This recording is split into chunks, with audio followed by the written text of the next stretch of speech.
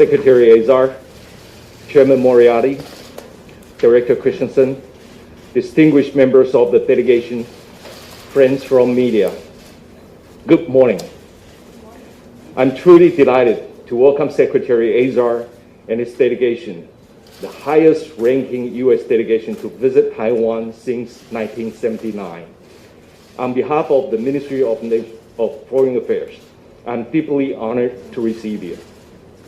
Secretary Azar's visit could not be more timely.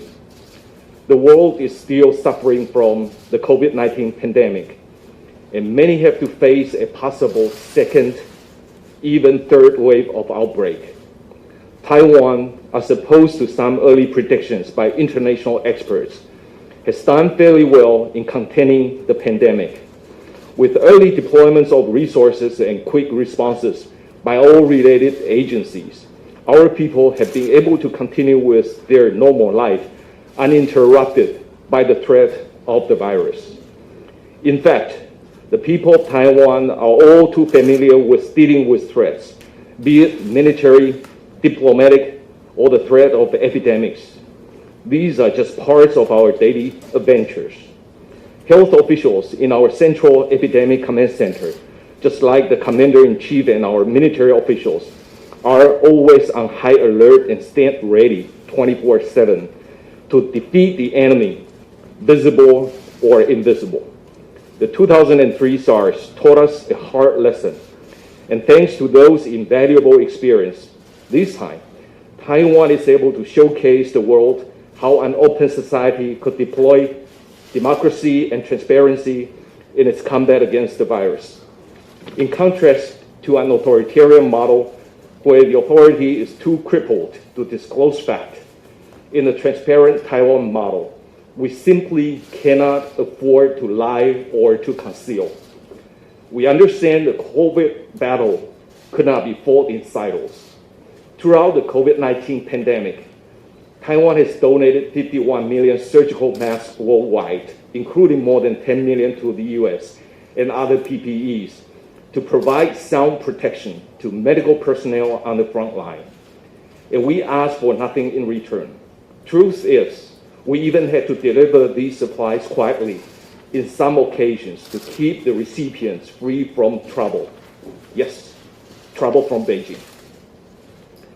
Taiwan is no stranger to such troubles. Our life has become increasingly difficult as China continues to pressure Taiwan into accepting its political conditions that will turn Taiwan into the next Hong Kong. However, we are fortunate to have good friends like the U.S. and its enthusiastic members, like Secretary Azar, who was always there supporting each and every fight of Taiwan for international space. We know this is not just about Taiwan's status, but about sustaining democracy in the face of authoritarian aggression. Taiwan must win these battles so democracy prevails. I would like to express my appreciation to Secretary Azar for leading this substantial delegation. This is indeed a powerful message to Taiwan. As good partners in the free and open Indo-Pacific, we sure do have a lot to share with each other, and I look forward to our discussions. Thank you. Well, thank you, Minister Wu, for welcoming me to Taiwan and for the opportunity to meet with you and your team today. I'd also like to thank the media for coming. What a vibrant and concrete example of the shared democratic, open, transparent values that Taiwan represents. It is an honor to be here to bring greetings from President Trump and to be here to recognize Taiwan's health leadership.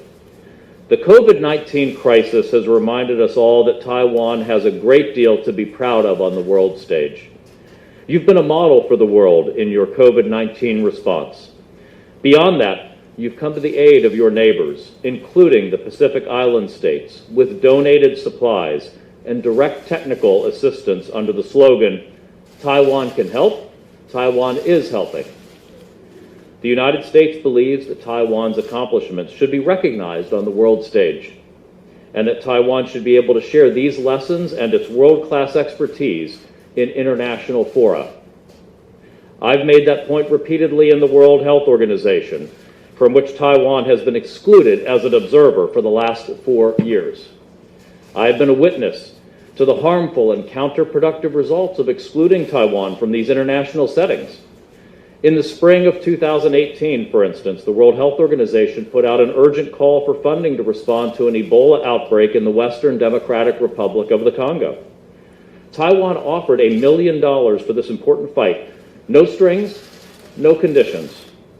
But the political bullying over Taiwan's status at the WHO ended up making this donation impossible, especially during a pandemic, but at all times.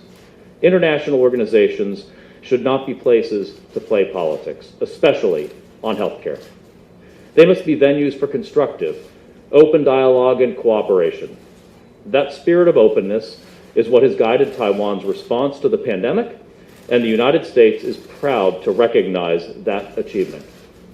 We will continue advocating for the contributions Taiwan can make to the world on important issues of health. I look forward to discussing these issues and Taiwan's global health leadership with Minister Wu today. Thank you.